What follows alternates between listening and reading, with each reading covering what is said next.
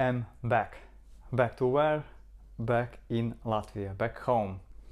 I still remember that day in Bansko, Bulgaria, when I was still considering whether I should do it or no, whether I should travel from Bulgaria to Latvia, overland. Then a few days later, I did that. And in this video, I want to talk about some practical things and just to share my overall thoughts on that journey. I'm planning to do this video in one go and with no editing at all. Maybe. Let's see. So the journey took me through 11 countries, if I include Bulgaria and Latvia, 13 cities, and the total travel costs, the transportation costs, were around 500 American dollars. Not much, in my opinion, to travel through so many places and have a chance to experience so many things. Accommodation, food, it will depend on you. You can find places for $20 a night as well in, I would say, all of these places. So what places? Bulgaria. In Bulgaria I was in two cities. First, Sofia, the capital of Bulgaria, and Bansko, a mountain resort in the mountains of Bulgaria. Actually, my initial reason to be in Bulgaria, the main reason I was there, was to visit Bansko. For the longest time I had been thinking of going to Bansko to check out if that might be a place for us with Una to go and stay sometimes longer time, maybe even to get a place of our own there. Why? Because Bansko is a very popular, somewhat popular, depends like what you compare it to, place for digital nomads, popular city for digital nomads in Europe. So that's why I was there, that's why I went there. And then to get to Bansko I flew to Sofia, the capital of Bulgaria. I was planning to leave Sofia the same day and go to Bansko, but due to transportation options and limitations I spent a night in Sofia. It's fine, it's not bad, but it's definitely not my favorite city. It somewhat reminded me Riga, the city where I'm living in Latvia, something like 15-20 years ago. Yeah.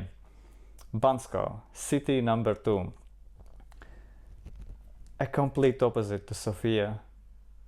Quiet, nice. Okay, quiet in June, quiet in the off-season, in between season, because you see, Bansko is a mountain resort and it's a popular place in winter and in summer, but in summer starting from the second part of July, as I was told. So in June when I was there it was super quiet, but despite that, despite the fact that many places, many cafes, restaurants, shops were closed, there were few people, it was still a nice place where to be. I felt amazing in Bansko and I had a feeling that I may want to return there to spend some time in the mountains. City number 3. Thessaloniki, Greece. By the way, in Bansko I spent something like 8 days. Thessaloniki, Greece. And before I proceed with Thessaloniki, let me give you a quick idea, I don't know, share my thought process of how I came up with this plan. So I was in Bansko, kind of considering that I may travel across Europe to Latvia overland, but I had zero knowledge of how I may do that, like what are the options and if there is, for example, train, or if I need to take a bus, or if it's easy or no, expensive or no. I had no idea because I hadn't traveled much in that part of Europe. But then one day, like I have said in at least one video, in something like 15 minutes I realized that yeah, it's actually super doable, and it is in reality as well.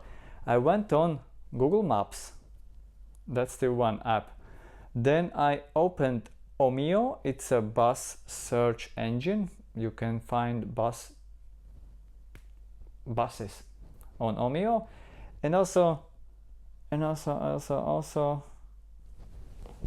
what was the name?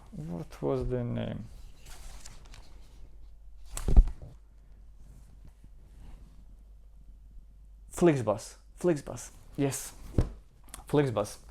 I went on the website of Flixbus, so Google Maps, Omio and Flixbus, and I did something super simple. Looked on the map, looked at cities where I could possibly go to, which looked like logical, like in a logical sequence, and looked on those two websites, Omio and Flixbus, to see what are the options, what buses are going there, and how long time it takes, and how much does it cost. And this is how in less than half an hour I came up with a plan, with understanding that yeah, it's doable. And this is what I did, as simple as that. Thessaloniki, Greece. Don't know, Thessaloniki or Sofia, Bulgaria. Both of those cities, I don't know which is better, which is worse. Both of those cities are my least favorite from this journey. Probably, most likely, there are also nicer places in Thessaloniki that I didn't see, but from what I saw in those few days, I had a feeling that it's a very run-down city, unfortunately, and lots of not great graffiti, ugly graffiti, nice people, fresh food, but yeah, the overall feeling in the city was not the nicest. The second worst, or the worst from all the places where I went in this journey. Then from Thessaloniki, Greece, I went to Skopje, North Macedonia. Quite a surprise for me. I didn't know much about Skopje, as I didn't know about many of those cities, because I hadn't been to them, and I had never really thought of traveling to these places. Skopje, I will remember the huge amount of all those sculptures and statues that they built something like 20 years ago, and to attract tourists. No idea if it's really working. They are there. City is kinda interesting, kinda nothing special. It's okay. It's not bad. If you're looking for unusual destination in Europe, consider Skopje. Next from Skopje I went to Pristina, Kosovo. Also a city that I had no idea about, and but a city that also turned out quite a nice surprise for me personally. I was thinking that Pristina is gonna be not as nice as it is. So far from those cities that I have mentioned, Pristina is second nicest after Bansko. So I thought like, okay, cool. I was happy that I had visited Pristina, even if only for a few days, couple of days. Nicer, more modern than I was expecting. I won't be showing any of my footage from these places. To see them better, to understand them better, just go and check out my previous videos that I made in every one of those places. There are 2-3 videos from all of these places. Pristina, Skopje, Pristina, Kosovo. From Pristina, Kosovo, my plan was to travel to Belgrade, Serbia, but it didn't happen because my bus was cancelled.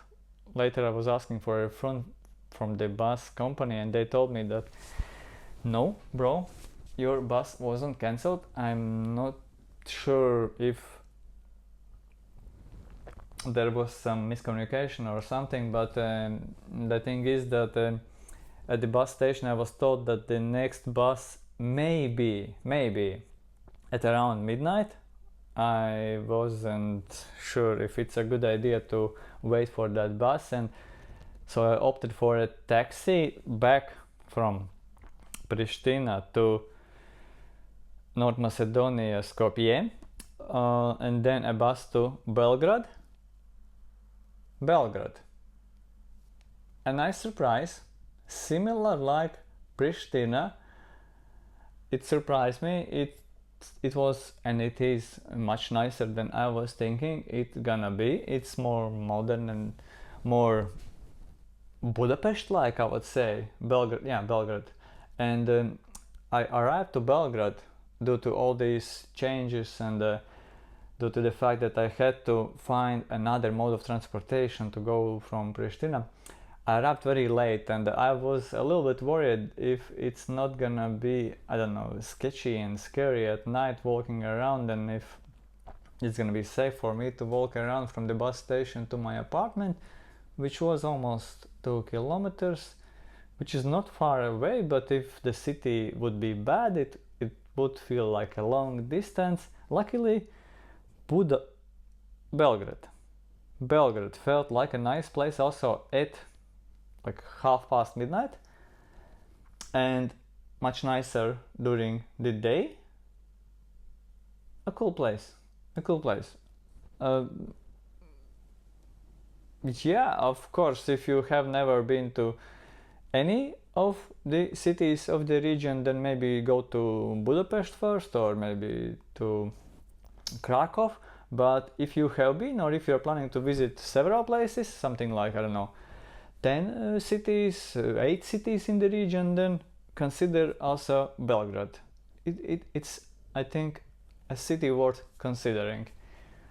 Belgrade. From Belgrade I went to Budapest, Hungary, one of the 2 cities from this whole journey where I had been before. I had been before to Sofia and Budapest.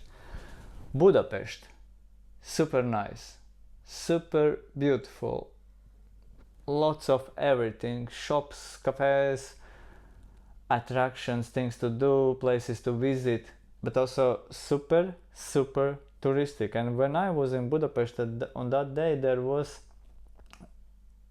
a big concert happening, so at midnight when I arrived, the city felt like on a New Year's Eve with tons of people on the streets. I didn't know that, so it surprised me a lot. Nice, beautiful city. It's nicer in summer than it is in winter, but it's also nice in like late autumn and winter. The previous time we went there with Una, and then it was late autumn.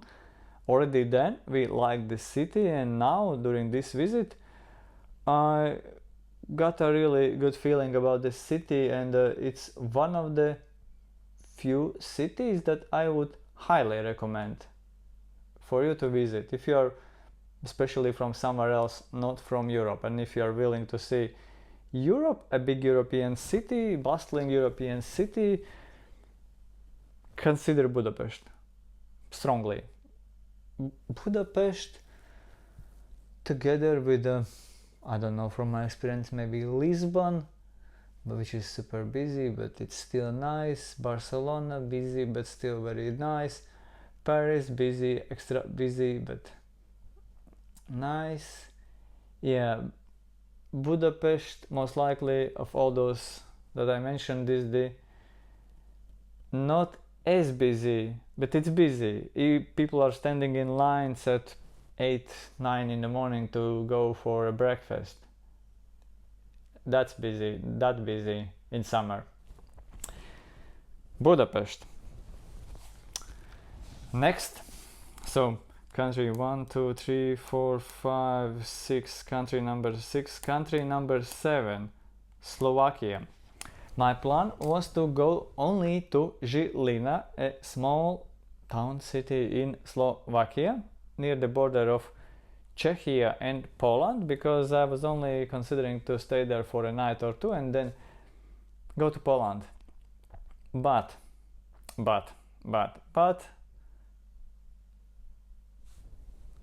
Una said to me, Kaspars, if you are so close to the mountains of Slovakia, maybe go and check out the mountains of Slovakia, the Tatra mountains, or maybe the mountains in Poland.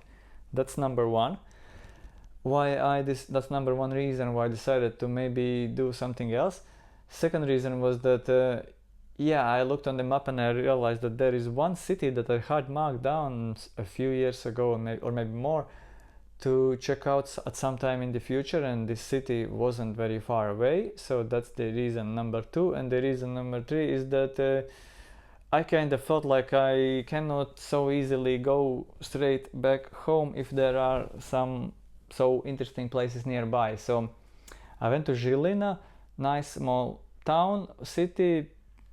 I don't know what to do in Žilina. It felt very quiet and empty. Also at the end of June, so I don't know, I would assume it's a summer season, and if there are tourists then they would be there at that time, but there were no tourists from my experience in those few days that I spent there. But still a nice place, and a nice place where to stop on your way somewhere else maybe. And from Žilina I made a decision to go to Poprad city in the mountains of Slovakia, next to the mountains of Slovakia, High Tatra mountains. I had heard a lot about Tatra mountains in Poland, but people don't talk that much about Tatra mountains in Slovakia. I had heard that there are so many people in the Tatra mountains in Poland, so I was thinking that it's gonna be somewhat similar also in Slovakia, because those places, the town of Poprad and what was the Polish town, Zakopane, they are not that far away. So I was thinking that at least like some part of those tourists are gonna be in Poprad. So when I arrived to Poprad and saw that there are so few tourists and people, and also so few people on the popular hiking trails at the end of June, I was surprised, but I was also happy. Town nice, beautiful, and the mountains incredible. Mountains near Poprad, incredible and super easy to reach to. The reason I went to Poprad is also because I did a quick research, just something like 12 hours before before actually going there. So 12 hours before going to Poprad, I still didn't know if I'm going there, but I googled and found out that it's cheap and easy to go to the mountains, and it actually is. Now in 2024 it's super easy and super cheap to travel from the city of Poprad to the mountains. You can take electric train, super modern, convenient mode of transportation, which takes you right to the mountains.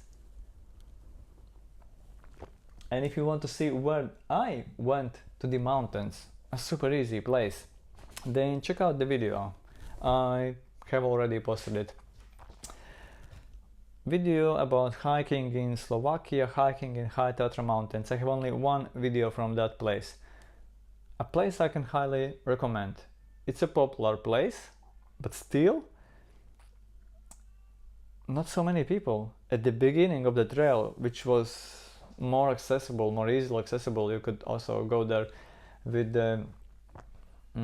kids easily. At the beginning, yeah, there were quite a few people, but later on there were also some moments when I was hiking like completely alone on this super popular hiking trail. And when I got to the place called, I think, Skalnata Dalina, you can see that place in the video, I looked around myself and noticed that there are lots of people going in one direction. If you look to that lake, and like it's to the right from the lake and from the main cable car station, lots of people were going up the mountain on that side. I looked on Strava app. Strava is app I use for all my workout recordings, and then I opened that map in hiking mode and looked on the map navigation mode, and I noticed that there is some other hiking kind of trail. I took that trail and I was also again completely alone for like an hour.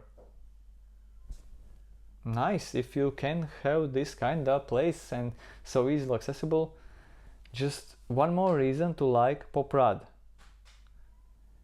And now when I think back to all this experience, I think I'm gonna say that I enjoyed Poprad more than Bansko, but Bansko also has some very good things like more shops and better shops, and the mountains I think are higher. So Poprad and Bansko, both two nice places to consider visiting if you are looking for mountains in Europe.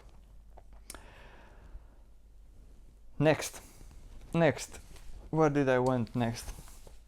Ostrava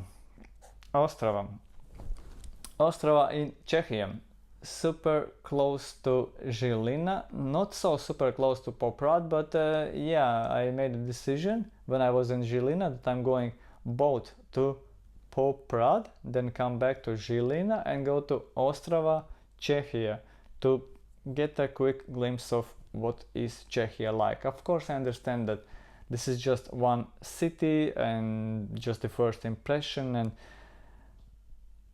anyways, I wanted to go there and I did that, and Ostrava didn't leave the best impression. At first, the area near the train station, I had quite a sketchy feeling always, but I went also to the city center during the day and it was nice. It was significantly nicer, and I was also reading comments where people were telling me that the area I was at first, the area near the Ostrava train station, it's just the worst area you can be. So I guess not a surprise. City center felt completely different, though calm, quiet, with not so many people. Yeah, and in the video about Ostrava, the second video about Ostrava, not the arrival video, but the second video, I am talking about the fact that Ostrava felt so quiet, same like many other places that I visited during this trip, and I'll, I don't know, tell this one more time. What I wanted to share, what is the message, the main message that I wanted to tell is that if you are from Asia, from Americas, from Africa, and if you are thinking of going to Europe and visiting some lively city, then look for the biggest cities, because like you see, Ostrava and many other places that I visited, they are just somewhat lively in some areas only. And if you are from those regions that I said, Asia, Africa, Americas, you are used to much more lively cities. This is what I wanted to tell you. Of course, I understand that some people are looking for the quietness, for some smaller towns, smaller cities, and then places like Ostrava or Žilina may be your dream destination. 100%. It can be. Ostrava. From Ostrava, I went to the city, which was the biggest surprise throughout this journey. Yeah, the biggest. The number one. Krakow, Poland. Krakow, Poland. City of Krakow. Amazing. Beautiful. Lively.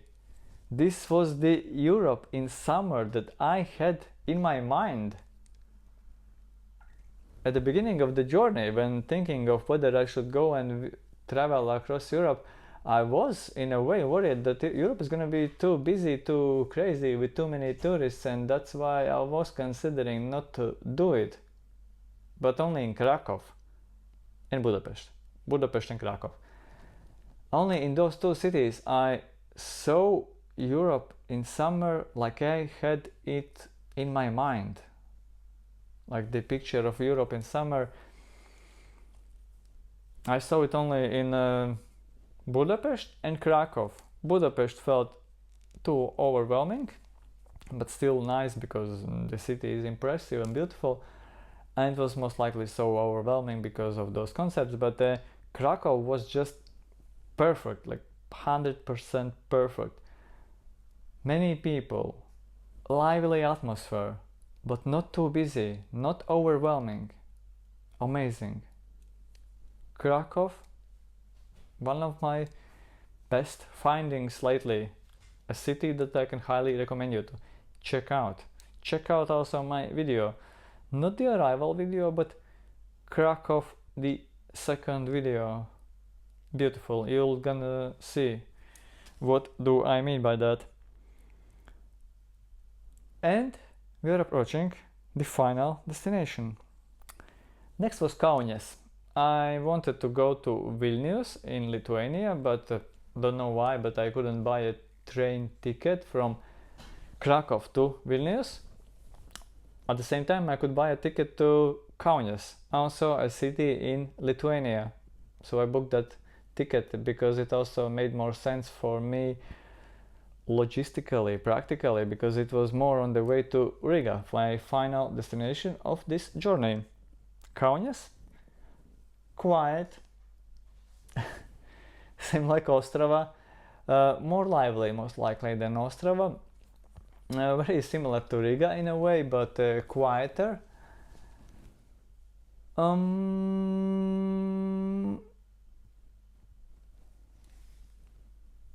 Nice place if you like quiet places. And then Riga. I didn't film going to Riga or anything in Riga. That's it. That's the summary. 11 countries, 13 cities, including Latvia and the city of Riga. Interesting journey. I'm happy that I did it. Now, after this journey, I'm thinking of taking some quieter time and time off of filming for some time, and in around October I'm planning to go to Asia again, Biduna. Many more videos coming. See you.